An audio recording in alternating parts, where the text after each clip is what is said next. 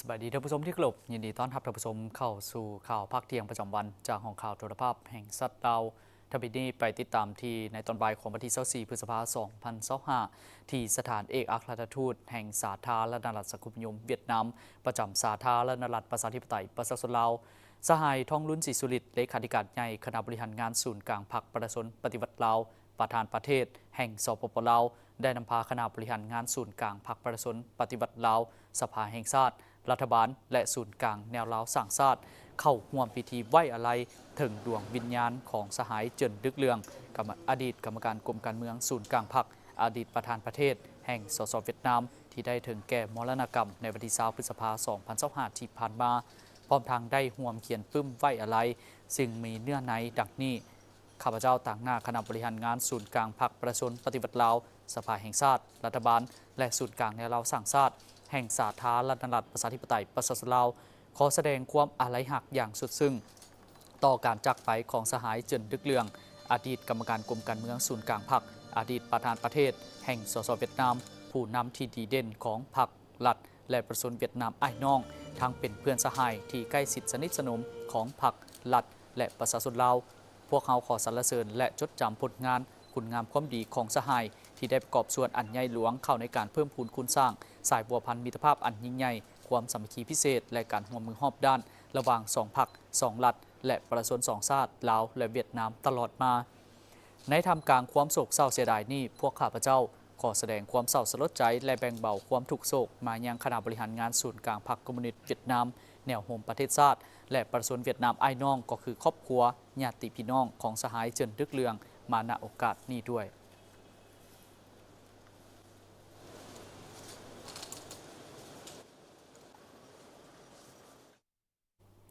สหายนางปานิยาทอตู้กรรมการกรมการเมืองศูนย์กลางพรรคห้องประธานประเทศแห่งสาธารณรัฐประชาธิปไตยประชาชนลาวนำพาคณะผู้แทนขั้นสูงสปปลาวเดินทางไปที่สาธารณรัฐสังคมนิยมเวียดนามเพื่อวางพวงมาลาและเข้าร่วมพิธีไว้อาลัยระดับชาติถึงดวงวิญญาณของสหายเจินดึกเลืองอดีตกรรมการกรมการเมืองศูนย์กลางพรรคอดีตประธานประเทศแห่งสสเวียดนามตอนบ่ายวันที่24พฤษภาคม2025สหายนางปณิยาทอตู้กรรมการกรมการเมืองศูนย์กลางพรรคของประธานประเทศแห่งสาธารณรัฐประชาธิปไตยประชาชนลาวได้นำพาคณะผู้แทนขั้นสูงของลาวต่างหน้าคณะบริหารงานศูนย์กลางพรรคสภาแห่งชาติรัฐบาลและศูนย์กลางในรัฐต่างชาติแห่งสาธารณรัฐประชาธิปไตยประชาชนลาวเดินทางไปวางพวงมาลาและเข้าร่วมพิธีไว้อาลัยระดับชาติอยู่นครหลวงฮานอยสาธารณรัฐสังคมนิยมเวียดนามเพื่อระลึกถึงดวงวิญญาณของสหายเจินดึกเลืองอดีตกรรมการกรมการเมืองศูนย์กลางพรรคคอมมิวนิสต์เวียดนามอดีตประธานประเทศแห่งสาธารณรัฐสังคมนิยมเวียดนามที่ได้ถึงแก่มรณกรรมในวันที่20พฤษภาคม2025ที่ผ่านมารวมอายุได้88ปีพร้อมทั้งได้เข้าร่วมเขียนปึ้มไว้อาลัยซึ่งมีเนื้อในดังดุมนี้ต่างหน้าพรรคสภาแห่งชาติรัฐบาลและศูนย์กลางแนวรัฐสั่งชาติแห่งสาธารณรัฐประชาธิปไตยประชาชนลาวขอแสดงความโศกเศร้าเสียดายอย่างสุดซึ้งต่อการจากไปของสหายเจินดึกเลืองอดีตกรรมการกรมการเมืองศูนย์กลางพรรคอดีตประธานประเทศแห่งสาธารณรัฐสังคมนิยมเวียดนามสหายเจินดึกเลืองเป็นการนำที่ดีเด่นของพรรครัฐและประชาชนเวียดนามอ้ายน้องซึ่งสหายเป็นแบบอย่างที่ดีและสัตย์ซื่อบริสุทธิ์ต่อพรรคต่อประเทศชาติอย่างเสมอต้นเสมอไปสหายได้อุทิศชีวิตเข้าในภารกิจปฏิบัติหับไส้ประเทศชาติและประชาชนเวียดนามตลอดมาพร้อมกันนั้นสหายยังเป็นเพื่อนสหายที่สนิทสนมและใกล้ชิดของพรรครัฐและประชาชนลาวพวกข้าพเจ้าซึ่งสหายเป็นผู้หนึ่งที่ได้ประกอบส่วนสำคัญเข้าในการเสริมขยายและเพิ่มพูนคุณสร้างสายผูกพันมิตรภาพอันยิ่งใหญ่ความสามัคคีพิเศษและการร่วมมือรอบด้านระหว่าง2พรรค2รัฐและประชาชน2ชาติลาวและเวียดนามในระยะผ่านมาการจากไปของสหายเป็นการสูญเสียอันยิ่งใหญ่ของพรรครัฐและประชาชนเวียดนามอ้ายน้องก็คือพรรครัฐและประชาชนลาวพวกข้าพเจ้าขอแสดงความอาลัยอาวรณ์อย่างสุดซึ้งและขอแบ่งเบาความทุกข์สุขดังกล่าวมายังคณะบริหารงานศูนย์กลางพรรคคอมมิวนิสต์เวียดนามสภาแห่งชาติ รัฐบาลแห่งสาธารณรัฐสังคมนิยมเวียดนามแนวโฮมประเทศชาติและประชาชนเวียดนามไอ้น้องก็คือครอบครัวญาติพี่น้องของสหายเจินตึกเลืองมาณโอกาสนี้ด้วยขอให้ดวงวิญญาณของสหายเจินตึกเลืองจงไปสู่สุคติด้วยเถิด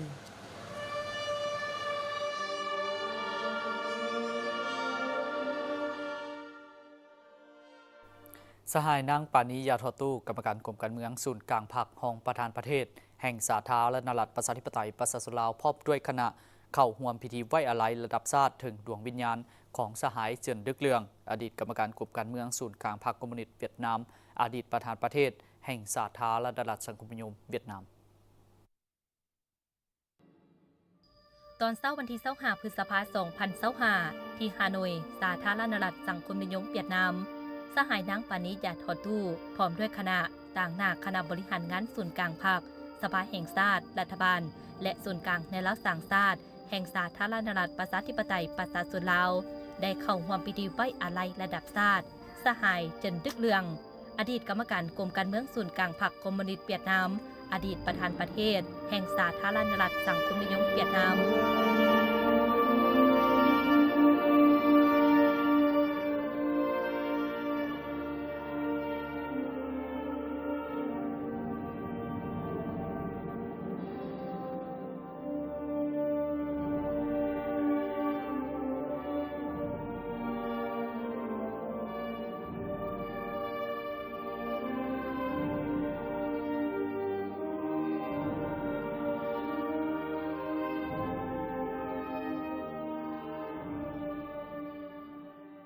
ภายหลังสำเร็จการเข้าร่วมพิธีไว้อาลัยแล้วสหายนางปานิยาทอตู้พร้อมด้วยคณะยังได้เข้าเยี่ยมคำนับสหายเหลืองเกืองกรรมการกรมการเมืองศูนย์กลางภาคประธานประเทศแห่งสาธารณรัฐสังคมนิยมเวียดนามในการสนทนาสหายนางปานิยาทอตู้ได้นำเอาความยื้อยามทำข่าวความอาลัยหักและความโศกเศร้าเสียดายอย่างสุดซึ้งของคณะบริหารงานศูนย์กลางภาคสภาแห่งชาติรัฐบาลและศูนย์กลางในรัฐสังชาติแห่งสาธารณรัฐประชาธิปไตยประชาชนลาวก็คือในน้ำส่วนตัวของสหายทองรุนศรีสุริตเลขาธิการใหญ่คณะบริหารงานศูนย์กลางพรรคประชาชนปฏิบัติลาวประธานประเทศแห่งสาธารณรัฐประชาธิปไตยประชาชนลาวต่อการจากไปของสหายเจินตึกเลืองที่ได้ถึงแก่มรณกรรมและขอแบ่งเบาความทุกข์โศกดังกล่าวมายังคณะบริหารงานศูนย์กลางพรรคคอมมิวนิสต์เวียดนามสภาแห่งชาติรัฐบาลแห่งสาธารณรัฐสังคมนิยมเวียดนามแนวโฮมประเทศชาติและประชาชนเวียดนามไอ้น้องก็คือครอบครัวญาติพี่น้องของสหายเจินตึกเลืองในโอกาสนี้สหายเลืองเกืองก็ได้ต่างหน้าพรรคสภาแห่งชาติรัฐบาลและแนวโฮมประเทศชาติเวียดนามก็คือประชาชนเวียดนามและครอบครัวของสหายเจินตึกเลืองมายังพรรคสภาแห่งชาติรัฐบาลและศูนย์กลางในรัฐสังชาติก็คือประชาชนลาวไอ้น้องที่ได้แต่งตั้งคณะผู้แทนคันสูงนำโดยสหายนางปานิยาทอตู้กรรมการกรมการเมืองศูนย์กลางภาคห้องประธานประเทศแห่งสาธารณรัฐประชาธิปไตยประชาชนลาวนำพาคณะผู้แทนคันสูงของลาวเดินทางมาวางพวงมาลาและเข้าร่วมพิธีไว้อาลัยระดับชาติพร้อมทั้งได้แบ่งเบาความทุกข์โศกเศร้าในครั้งนี้ซึ่งเป็นการแสดงให้เห็นถึงสายสัมพันธ์มิตรภาพอันยิ่งใหญ่ความสามัคคีพิเศษและการร่วมมือรอบด้านระหว่างสองพรรคสองรัฐและประชาชนสองชาติลาวเวียดนาม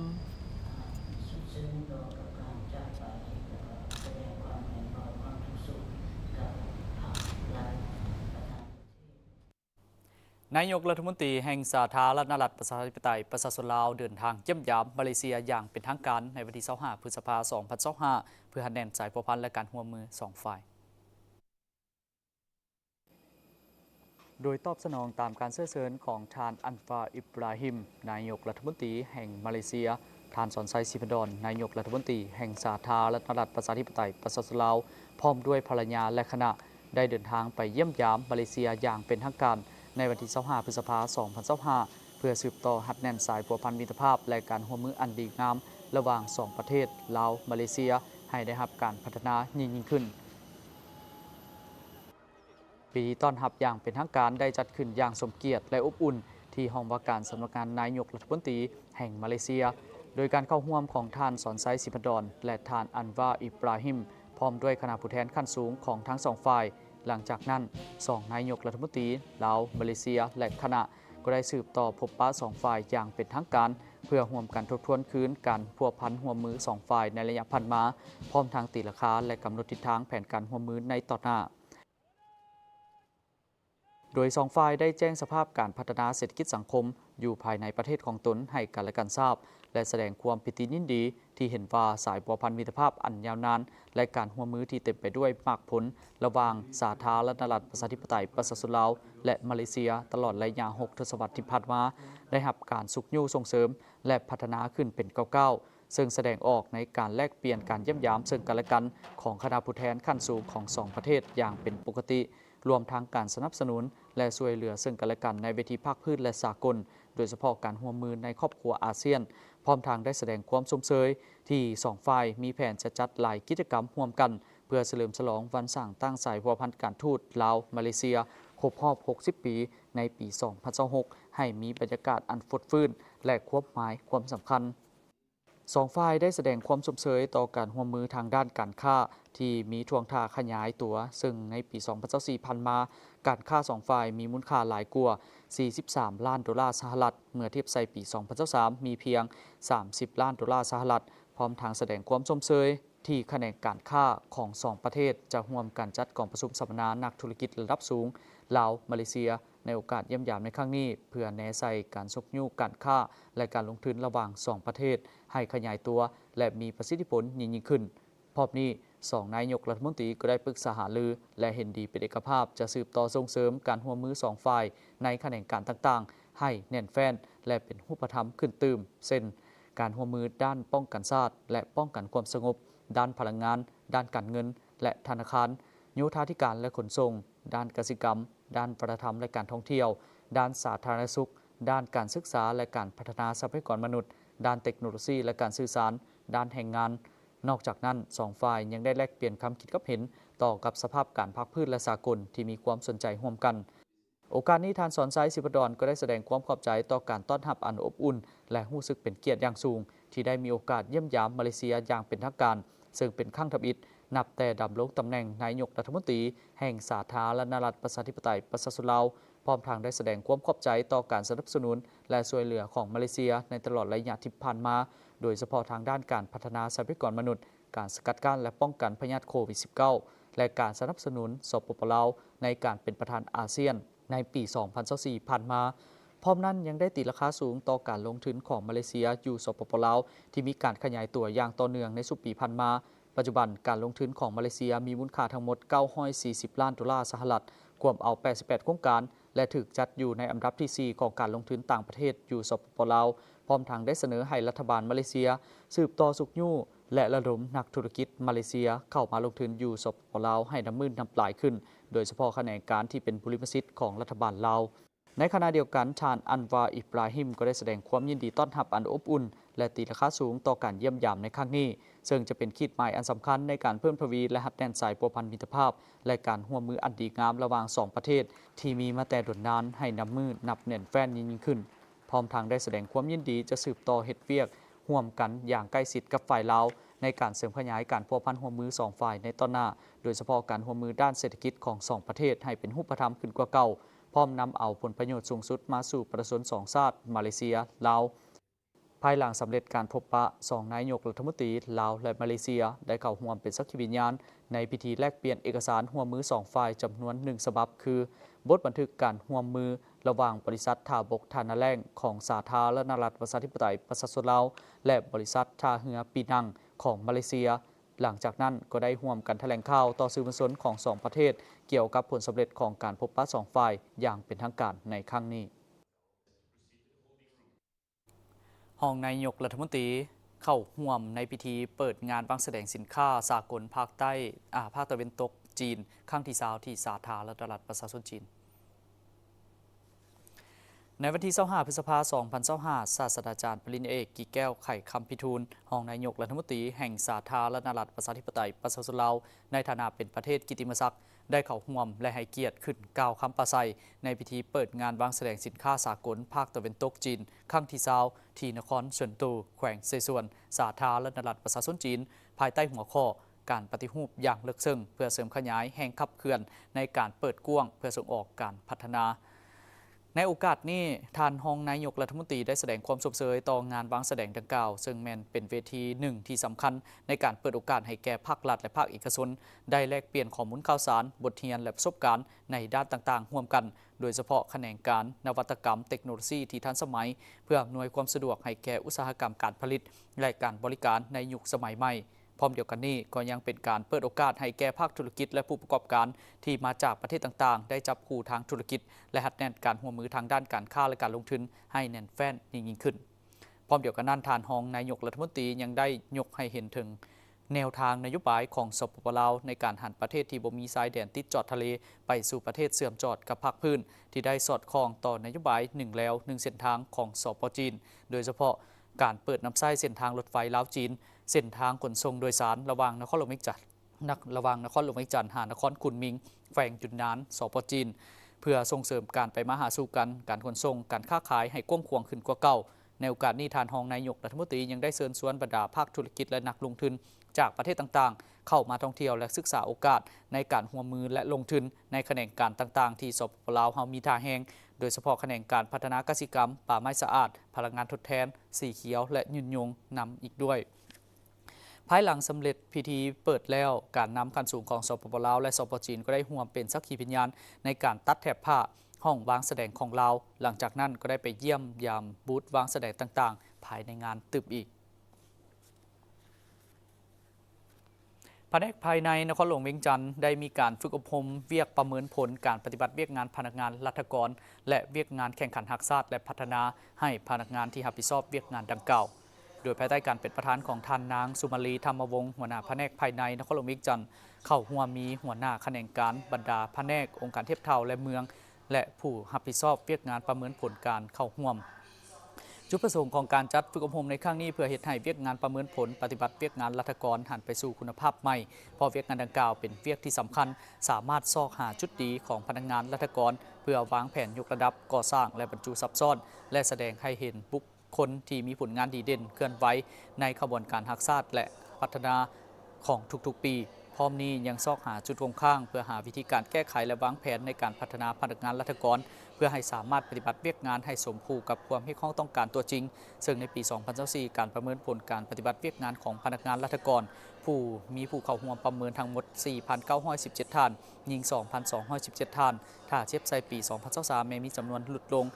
2.79 ส่วนห้อยและในการประเมินให้ท้ายปีมีหลายข้อแข่งขันเป็นต้นก็แม่นประเมินภาคส่วนจัดตั้งปฏิบัติและสรุปสังรวมผลทันได้ดีแสดงถึงกลไกและความเอาใจใส่ของแต่ละภาคส่วนต่อเวียกงานดังกล่าวการจัดฝึกอบรมในครั้งนี้สมณกรจะได้เรียนรู้การสรุปสังรวมผลงานหรือนำไส้ผลประเมิน5ปีแนวใดจึงบ่เสียผลประโยชน์การสังรวมเวียกแข่งขันและหักษาพัฒนาในระยะ5ปีต้องปฏิบัติตามขั้นตอนแนวใดแด่และเอกสารที่เกี่ยวข้องจำนวนหนึ่งตึมอีกทั้งศูนย์คนพิการโยโจบ้านใหม่เมืองศรีโคตบองนครหลวงเวียงจันทร์ได้จัดกิจกรรมงานตลาดนัดเพื่อส่งเสริมความรู้และความเข้าใจเกี่ยวกับคนพิการอยู่ภายในศูนย์